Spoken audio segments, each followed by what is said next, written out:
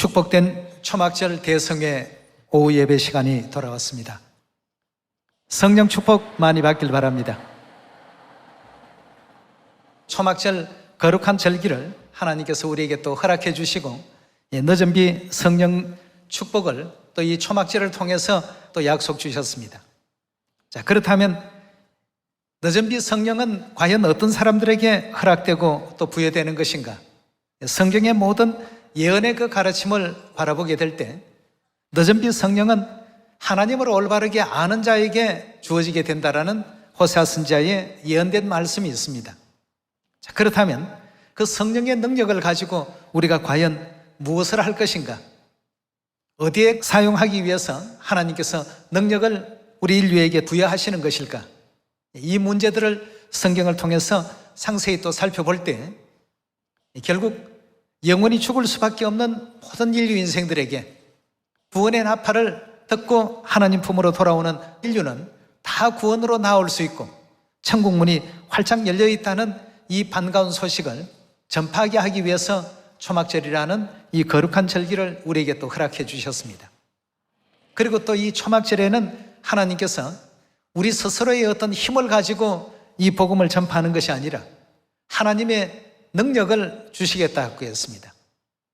그 받은 능력을 가지고 사마리아 땅끝까지 이 복음을 전파하게 하시는 절기가 되겠습니다. 시편 68편 32절의 말씀 함께 보시겠습니다. 시편 68편 32절입니다. 땅의 열방들아 하나님께 노래하고 주께 찬송할지어다. 예적 하늘들의 하늘을 타신 자에게 찬송하라. 주께서 그 소리를 바라시니 웅장한 소리로다. 너희는 하나님께 능력을 돌릴지어다. 그 위엄이 이스라엘 위에 있고 그 능력이 하늘에 있도다. 하나님이여 위엄을 성소에서 나타내시나이다. 이스라엘의 하나님은 그 백성에게 뭘 주시는 하나님이시라고요? 힘과 능을 주시나니 하나님을 찬송할지어다. 아멘 했습니다. 자, 그 백성에게 힘과 능을 주시겠다고 약속했습니다. 2000년 전에는 하나님께서 오순절에 이른비 성령을 부어주셔서 그 힘의 능력으로 말미암아서 초대교회 복음이 굉장히 참 빠르게 그 이스라엘 전역으로 계속 또 퍼져나가고 결국은 저 먼 유럽 지역까지 복음이 전파되는 큰 하나의 어떤 계기가 되었던 것처럼 이 시대에는 초막절로 말미암아서 오순절보다도 7배나 더 강렬한 늦은 비 성령을 반드시 우리 자녀들에게 허락하신다고 했습니다. 자, 2000년 전 예수님께서 초막절에 약속하신 내용을 확인해 보도록 하겠습니다. 요한복음 7장입니다. 요한복음 7장 1절의 말씀 보겠습니다. 7장 1절의 말씀 보시면 이후에 예수께서 갈릴리에 다니시고 유대에 다니려 아니하심은 유대인들이 죽이려 함이라. 유대인의 명절인 초막절이 가까운지라. 이제 초막절이 시작되어서 중간에 이르게 됩니다. 14절의 말씀 보겠습니다. 이미 명절의 중간이 되어 예수께서 성전에 올라가서 가르치시니 유대인들이 기이 여겨 가로되 이 사람이 배우지 아니하였거늘 어떻게 그러려 하느냐라고 하시면서 예수님의 그 가르침에 놀라워하는 장면이 14절에 또 기록되어 있습니다. 37절로 넘어갑시다. 37절의 말씀 보시면 명절 끝날, 즉 초막절 끝날 곧 큰 날에 예수께서 외쳐 가라사대 누구든지 목마르거든 내게로 와서 마시라. 나를 믿는 자는 성경의 이름과 같이 그 배에서 생수의 강이 흘러나리라 하시니 이는 그를 믿는 자의 받을 성령을 가리켜 말씀하신 것이라고 했습니다. 자, 여기에 지금 보니까 성령과 생명수는 굉장히 참 밀접한 관계가 있죠. 나를 믿는 자는 성경의 이름과 같이 그 배에서 생명수의 강이 흘러나리라고 하셨는데 예수님께서 요한복음을 기록한 사도 요한에게 계시로 보여주시면서 그 생명수의 근원이 누구인가를 우리에게 또 일깨워 주시는 장면이 나옵니다. 요한계시록 22장 17절의 말씀 보겠습니다. 22장 17절의 말씀 보시면 성령과 신부가 말씀하시기를 오라 하시는도다. 듣는 자도 오라 할 것이요 목마른 자도 올 것이요 원하는 자는 값없이 뭘 받으라고 했죠? 생명수를 받으라 하고 했습니다. 즉 생수를 받기 위해서는 누구에게 나아가야 된다고 했습니까? 성령과 신부께서 오라고 이렇게 불러주셨기 때문에 결국 성령과 신부를 이해하지 못하고 믿지 못하는 가운데서는 영원한 그 생명수는 허락될 수가 없습니다. 그렇다면 2000년 전 초막절날 생수의 근원 대신 신부에 대한 문제를 알리시고 싶은 것이 예수님의 그 뜻이었던 것입니다. 만약에 알지 못하게 된다면 우리 어떤 인류 인생이라도 생명수를 받을 수가 없습니다. 우리 인류에게 있어서 물이라는 것이 없다라고 한다면 생명이 존재할 수 있습니까? 영적으로도 마찬가지입니다. 하나님께서 허락하실 생수의 근원지가 그 주인이 누구인가를 알지 못하는 가운데서는 우리 인류의 영적 그 생명 장담할 수가 없습니다. 나사라는 미국의 기관에서 우주의 어느 별의 지구와 똑같은 생명체가 살고 있을까? 그 우주 탐사를 할 때마다 그 행성에 물이 있느냐 없느냐 이걸 가지고는 헐 생명체가 존재하는지 존재하지 않는지 판가름하는 하나의 어떤 기준점으로 삼는답니다. 그래서 물이 있었다는 흔적만 있어도 과학자들은 굉장히 흥분하고 말이죠. 이 물이라는 어떤 요소가 그만큼 소중하다는 얘기가 되겠습니다. 그걸 얻기 위해서 성경에서는 누구에게 오라고 말씀하고 계십니까? 성령과 신부에게. 즉 성령은 우리가 삼위로 본다면 아버지 하나님을 뜻하고 신부는 아버지의 신부시니까 어머니 하나님을 의미하고 있습니다. 결국 아버지 어머니께로 나아오지 아니하는 자에게는 영원한 그 생명수가 주어질 수 없다는 뜻 아니겠습니까? 초막절과 이 생수에 대한 문제를 아주 밀접하게 연결지은 장면을 우리 스가랴 14장에서 확인해 보도록 하겠습니다. 우리 오전에도 잠시 보았습니다만 이 초막절이 생수의 근원지를 밝혀주는 굉장히 참 중요한 진리가 되겠습니다.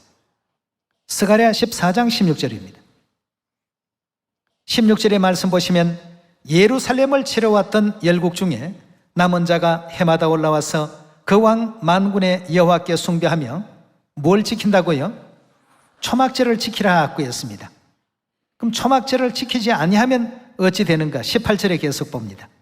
만일 애굽 족속이 올라오지 아니할 때에는 창일함이 있지 아니하리니 여호와께서 초막절을 지키러 올라오지 아니하는 열국 사람을 어떻게 하신다고요? 치시는데 그냥 치는 게 아니라 재앙으로서 그들을 치신다 하고 했습니다. 열국 사람을 치시는 재앙을 그에게 내리실 것이다 하고 했습니다. 그럼 이 초막절과 이 재앙에 대한 이 문제를 왜 이렇게 언급을 하셨는가? 6절에 보면 그 답이 이제 나오게 되죠. 같은 14장 6절의 말씀입니다. 그날에는 빛이 없겠고 광명한 자들이 떠날 것이라. 여호와의 아시는 한날이 있으리니 낮도 아니요 밤도 아니라 어두워 갈 때 빛이 있으리로다. 그날의 생수가, 자, 예수님께서 초막절날 요한복음 7장에서 뭐라고 했습니까? 목마른 자들은 누구든지 와서 생수를 마시라고 했습니다. 근데 그 생수의 근원지가 어딘가? 스가랴 14장 8절의 말씀 보시면 그날의 생수가 어디에서 솟아난다고요? 예루살렘에서 솟아나서 절반은 동해로 절반은 서해로 흐를 것이라. 여름에도 겨울에도 그러하리라 하고 했습니다. 자, 생명수의 근원 대신 예루살렘, 초막절을 지키러 오지 않는 자에게 내리는 재앙, 이런 말씀들을 바라보게 된다면 생명수의 근원 대신 예루살렘은 갈라디아 4장에 누구를 뜻한다고 했습니까? 어머니를 의미한다라고 이렇게 설명하고 있습니다. 결국 생명수의 근원지에 나아가지 못하는 사람들은 영원한 멸망을 받을 수밖에 없고 절기에도 결단코 참여할 수가 없는 것입니다. 하나님께서 아무리 초막절을 통해서 값없이 공로 없이 은혜를 받아가라고 이렇게 말씀을 주셔도 예루살렘 어머니를 이해하지 못하고 믿지 못하는 사람이니까 나아올 수가 없겠죠. 누구든지 목마르거든 내게로 오라고 하지 않았습니까? 성령과 신부가 말씀하시기를 오라 하시는도다라고 분명히 말씀을 주셨는데도 불구하고 오지를 않습니다. 요한복음 5장에 예수님께서 너희가 영생 얻기 위하여 내게 오기를 원치 않는다라고 이렇게 말씀을 주지 않았습니까? 영생 주는 하나님께서 이 땅에 오셨는데도 불구하고 영생을 얻기 위하여 내게 오기를 원치 않는다. 생수의 주인이 값없이 공로 없이 그저 받아가라고 하시는데도 오지를 않습니다. 이유는 뭡니까? 그 하나님을 제대로 알지 못했기 때문입니다. 그래서 아버지 하나님께서는 성령 받는 조건이 하나님을 아는 데 있다, 이렇게 말씀을 주셨습니다. 하나님을 올바르게 알고 진실되게 알고 확실히 믿는 믿음을 가진 사람들은 다 늦은 빛 성령 받을 수 있다라고 이렇게 확언해 놓으셨습니다. 시편 68편 말씀과 같이 하나님은 우리에게 힘과 능력을 주시는 분이시다, 분명히 그렇게 언급해 놓으셨습니다.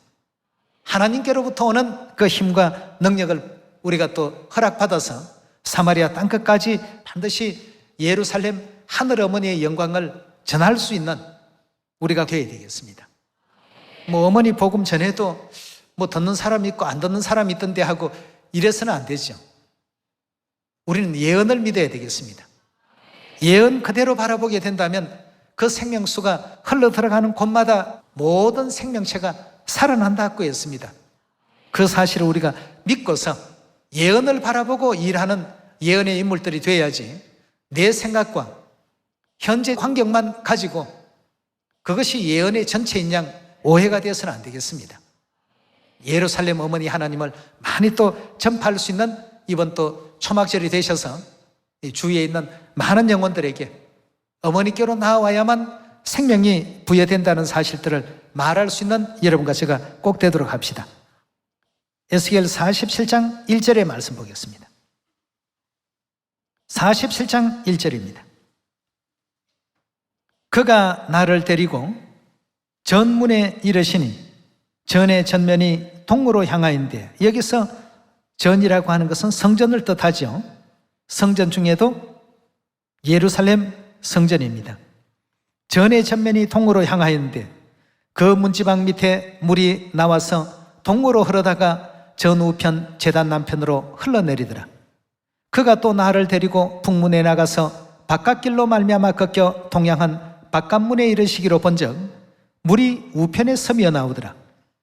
그 사람이 손에 줄을 잡고 동으로 나아가며 일천척을 청량한 후에 나로 그 물을 건너게 하시니 물이 발목에 오르더니 다시 일천척을 청량하고 나로 물을 건너게 하시니 물이 무릎에 오르고 다시 일천척을 청량하고 나로 물을 건너게 하시니 물이 허리에 오르고 다시 일천척을 청량하시니 물이 내가 건너지 못할 강이 된지라. 그 물이 장일하여 헤엄할 물이요 사람이 능히 건너지 못할 강이더라. 6절의 말씀 보시면 그가 내게 이르시되 인자야 내가 이것을 보았느냐 하시고 나를 인도하여 강가로 돌아가게 하시기로 내가 돌아간 적 강 좌우편에 나무가 심히 많더라. 그가 내게 이르시되 이 물이 동방으로 향하여 흘러 아라바로 내려가서 바다에 이르리니 이 흘러내리는 물로 그 바닷물이 어찌 된다고요? 어디에서 나오는 물이었습니까? 성전에서 나오는 이 물로 말미암아서 바다가 소성함을 받을 것이라고 했습니다. 계시록 17장 15절에 보시면 인류 사회를 바다라고 이렇게 묘사하고 있죠. 결국 생명수 강이 흘러 들어가야지만 인류가 다 살 수가 있습니다. 9절의 말씀 보시면 이 강물이 이르는 곳마다, 그 생명수의 강이 이르는 곳마다 번성하는 모든 생물이 어찌 된다고 했습니까? 이건 우리가 그냥 성경에 읽을 때만 이해할 것이 아니고 실제 예루살렘 하늘어머니에 대한 진리를 여러분들이 한번 계속 알려줘 보십시오. 이웃에 어떤 변화가 있고 우리 동네에 어떤 변화가 있고 우리 가정에 어떤 변화가 있고 국가에 어떤 변화가 있고 전 세계가 어떻게 변하는지 말이죠. 여러분들이나 제가 하나님 말씀을 절대적으로 믿는다라고 한다면 반드시 이렇게 된다는 사실에 대한 믿음을 가져야 되겠습니다. 네. 지금 전 세계 예루살렘 하늘 어머니에 대한 진리의 소식이 전해짐으로 말미암아서 그들이 거기에서 많은 은혜를 입고 영적인 눈이 열리고 그래서 아버지도 알아보고 새 언약도 알게 되고 유월절 진리도 이해가 되기 시작하고 성경 예언 그대로입니다. 에스키모 지역에 사는 그런 사람들이 다른 어떤 진리의 내용 때문에 하나님이 향한 그 마음은 연 것이 아닙니다. 세르뚱 마을에 그 사람들이 다른 어떤 내용으로서 마음문이 열린 것이 아닙니다. 성경 예언 그대로 하늘 어머니께서 이 땅에 오셨고 자녀들을 찾고 계신다는 이 반가운 그 소식에 그들이 귀를 열게 된 것 아니겠습니까? 예. 9절에 다시 봅니다. 이 강물이 이르는 곳마다 생명수죠. 생명수의 그 강물이 이르는 곳마다 번성하는 모든 생물이 살고 또 고기가 심히 많으리니 이 물이 흘러 들어가므로 바닷물이 소성함을 얻겠고 이 강이 이르는 각처의 모든 것이 살 것이라 하고 있습니다. 그러니 모두가 생명수로 나오려고 하죠. 10절입니다. 또 이 강가에 어부가 설 것이니 엔게디에서부터 에네글라임까지 그물 치는 곳이 될 것이라. 그 고기가 각기 종류를 따라 큰 바다의 고기같이 심히 많으리니와 그렇지만 그 중에 11절입니다. 진펄과 개펄은 소성되지 못한다고 했습니다. 다 생명수가 흘러 들어가긴 하지만 진펄과 개펄 같은 결단코 소성함을 받지를 못하는 그런 무리들도 있긴 있다고 했습니다. 그 무리들 때문에 소성함을 입게 될 것이다 하신 그 예언을 우리가 반대로 생각해서는 결단코 안 된다는 것입니다. 어머니 진리 다 전했는데 왜 여기는 안 되지? 여러분, 안 되지가 아닙니다. 되고 있습니다. 결과는 마지막 심판날에 전부 나오게 됩니다. 그 전까지는 전부 과정입니다. 이 과정을 결과처럼 이렇게 여겨서는 안 됩니다. 12절입니다. 강 좌우가에 각종 먹을 실과나무가 자라서 그 잎이 시들지 아니하며 실과가 끊치지 아니하리니 달마다 새 실과를 맺으리니 그 물이 성소로 말미암아 나옴이라. 그 실과는 먹을 만하고 그 잎사귀는 약재료가 되리라 하고 했습니다. 인류라는 이 바다에 생명수가 가서 닿기만 하면 전부가 다 소성되고 살아난다라고 했습니다. 우리가 그 사실을 믿고 그 믿음을 마음 가운데 얼마나 축적해서 말씀을 전파하느냐에 따라서 우리 주변이 얼마나 참 놀랍게 변모가 일어나는가가 달려있다고 봐도 과언이 아닐 것입니다. 이번 또 초막절 이 전도대회 기간을 통해서 우리가 안식일도 가르치고 유월절도 다 전해야 되겠습니다만 무엇보다도 이 땅에 하늘 어머니 오셔서을 만인에게 다 고할 수 있는 기간이 되게 된다면 우리 주위는 보다 더 많은 어떤 변화가 일어나게 될 것입니다. 예루살렘 성소에서 흘러나오는 이 물로 말미암아서 인류가 다 살아날 수 있는 이런 역사가 반드시 일어납니다.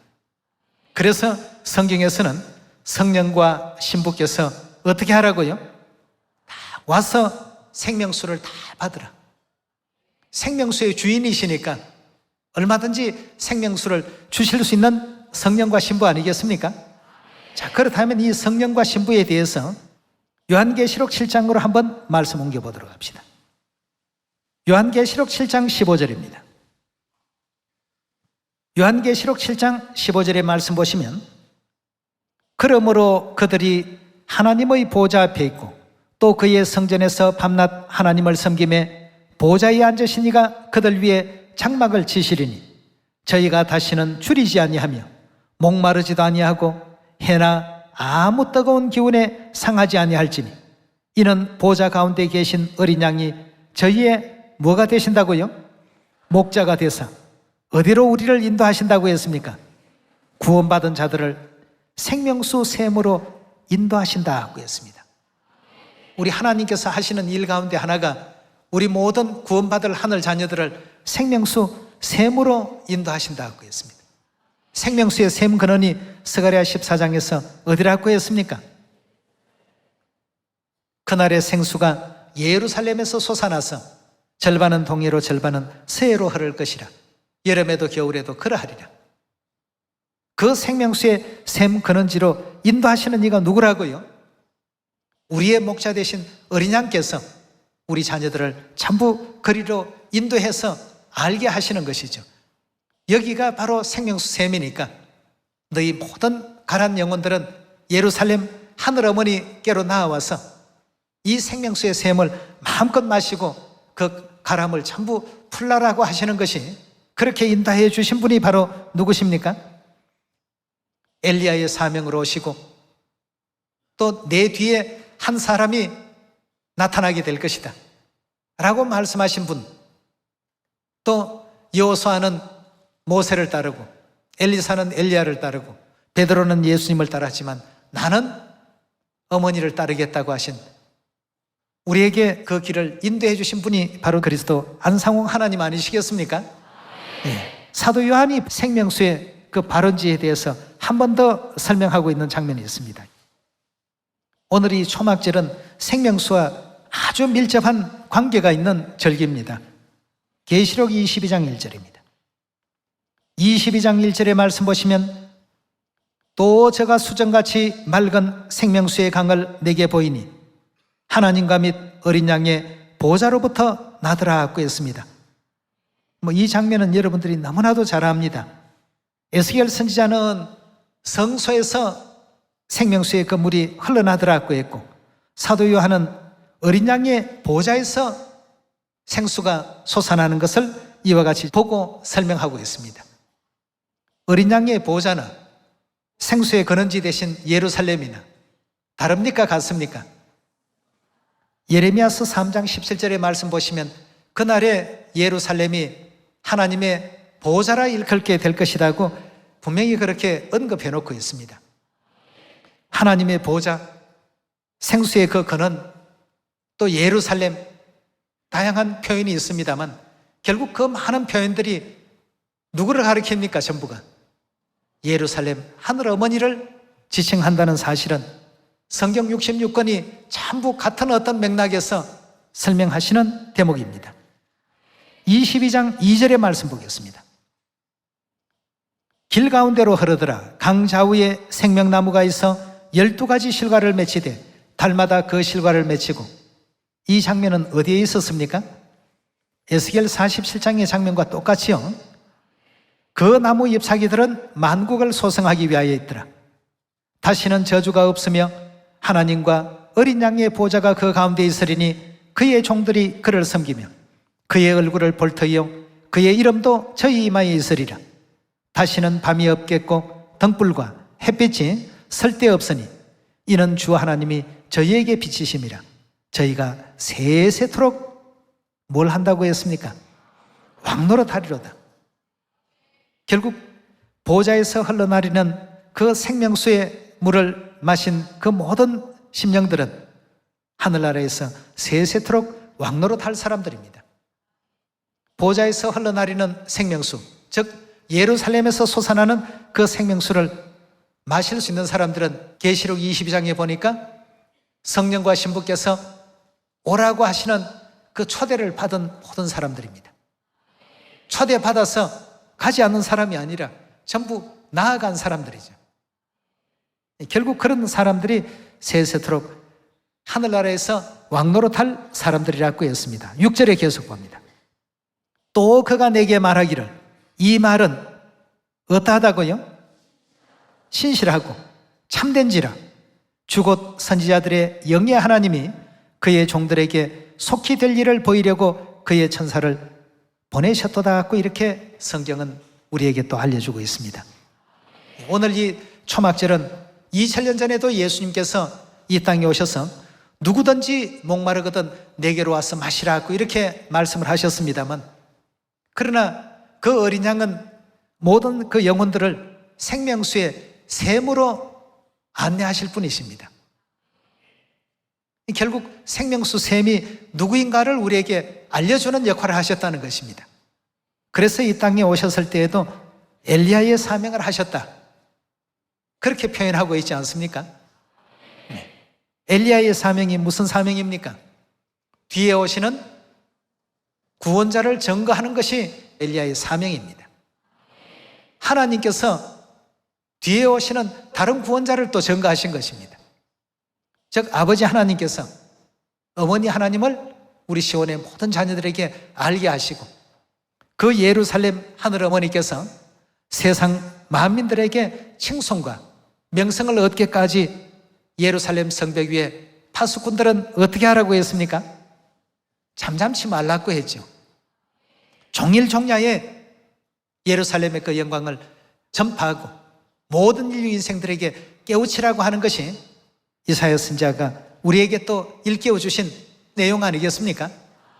그렇게 되기까지 잠잠치 말아야 될 것입니다. 이 문제는 떠들썩하게 해도 괜찮습니다. 예루살렘 하늘 어머니를 믿고 다 구원받으시라고 나팔을 크게 한번 외쳐 불어보십시오. 우리 동네가 어떻게 변하고, 우리 도시가 어떻게 변하고, 또 이 지구촌 전체가 어떻게 바뀌고 달라질지. 안상훈께서 인류를 구원하러 2000년 전에는 홀로 오셨지만 성령 시대는 성령과 신부로 아버지 하나님과 어머니 하나님께서 친히 오셔서 이제 모든 구원의 역사를 완성시키시는 입장 가운데 있습니다. 하나님께서 분부하신 거룩하신 사명은 조금도 감당하지 아니하면서 하나님 오시기만을 그냥 기다리고 있는 기름 준비 못한 처녀가 되기보다는 아버지 이 땅에 언제 오시더라도 기쁘게 맞이할 수 있는 슬기롭고 지혜로운 다섯 처녀와 같이 믿음의 기름을 충만히 또 채울 수 있는 여러분 꼭 되기를 부탁드리겠습니다. 그리고 무엇보다도 성경의 예언을 믿으시면 됩니다. 앞으로의 어떤 결과에 대해서는 하나님께서 전부 100% 보증하시는 것이 성경이기 때문에 성경의 그 결과대로 모든 일들이 반드시 그렇게 될 것이니까 믿으시고 생명수 근원 되시는 예루살렘 하늘 어머니를 사마리아 땅끝까지 널리 또 전파하는 예루살렘 성벽 위에 은혜로운 파수꾼들의 역할을 능히 또 감당할 수 있기를 바라면서 말씀 마치도록 하겠습니다. 감사합니다.